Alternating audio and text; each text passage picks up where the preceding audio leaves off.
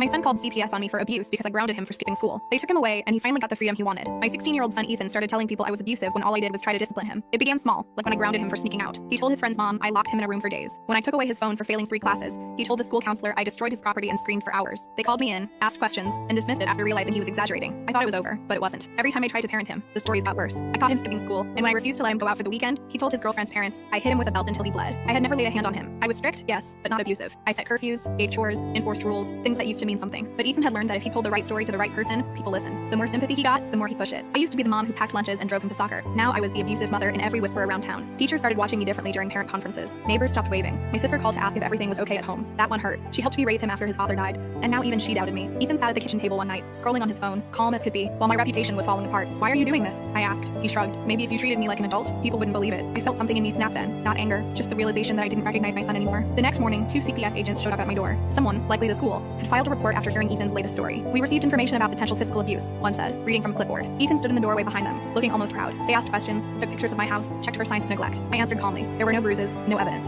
Still, they said they'd follow up. 2 days later, they came again, this time with a court order. Ethan had told them he was terrified to live with me. They said they were placing him in temporary custody for his safety. I watched as they packed his bag, my son grinning like he finally won something. I didn't fight it. I just stood there, numb, as they drove off. The silence afterward was unbearable. His room was exactly how he'd left it. Messy, posters crooked, half-empty soda cans on the desk. For the first time in years, the house was quiet. Too quiet. I didn't know whether to cry or scream. Weeks passed. CPS called for updates, but I wasn't allowed to see him. They said he was adjusting fine in foster care. He's safe and cooperative, the social worker said. Safe. That word stung. I was still attending every required meeting, still complying with every ridiculous inspection. They never found a single mark. No proof. Nothing. Eventually, they started realizing his stories didn't add up. He told them I locked him in a closet for hours.